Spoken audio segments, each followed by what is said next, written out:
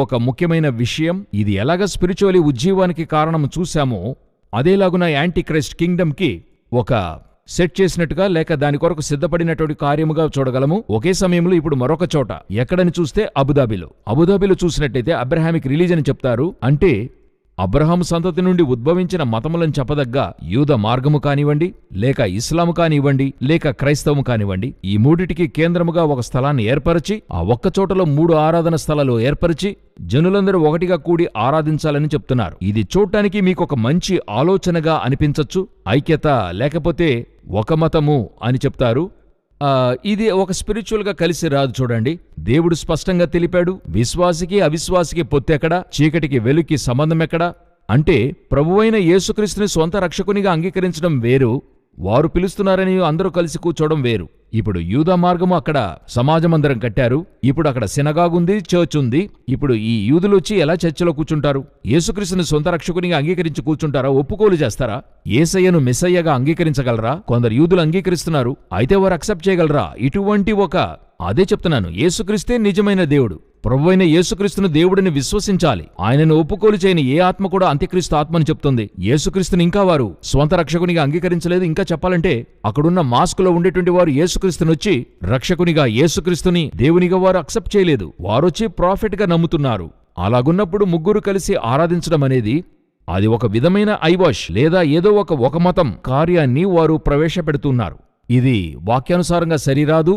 ఇది ఒక విధంగా వచ్చేటువంటి ఎంతో భయంకరమైన ఒక వన్ వరల్డ్ గవర్నమెంట్, అందులో ఒక రిలీజియన్కైనా పునాది వేయబడుతుందని చెప్పచ్చు. ఇది చూసి అక్కడక్కడ ఆరంభిస్తారు.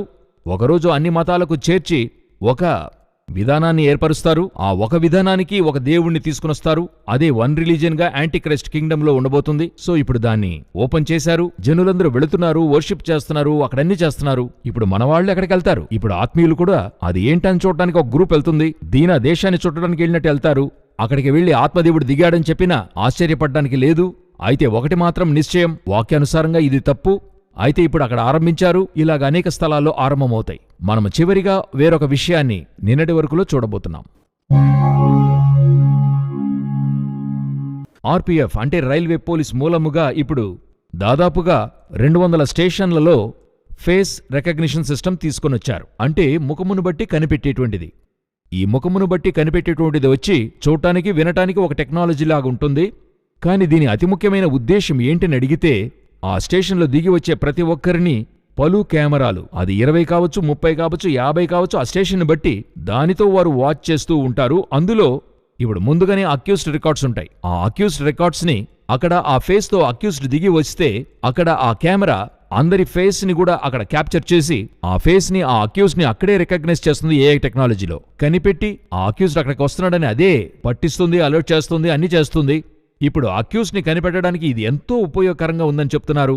ఈ మెథడ్ ఇప్పుడు రోడ్లలోనూ అక్కడక్కడ ఉంచిన కెమెరాస్ ద్వారా ఫేసెస్ ని రికగ్నైజ్ చేస్తున్నారు. అదిను ఇండియాలోనే మన రాష్ట్రము ప్రధాన స్థానంలో ఉందంటున్నారు.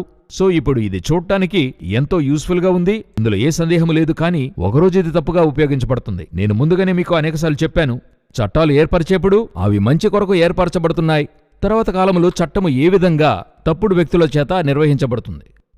ఇప్పుడు కూడా సుప్రీంకోర్టులో ఒక విషయాన్ని తెలిపారు, పోక్సో చట్టము ఏ విధంగా తప్పుడుగా నిర్వహించబడుతుందని చెప్పి. అదేవిధంగా ఈ చట్టము కూడా ఒక కాలంలో తప్పుడుగా నిర్వహించబడుతుంది. ఎలా తప్పుడుగా ఉపయోగించబడుతుందని అడిగినట్లయితే, ఇప్పుడు అక్యూజ్డ్ ని పట్టుకోవడానికి వాడుతున్నారు.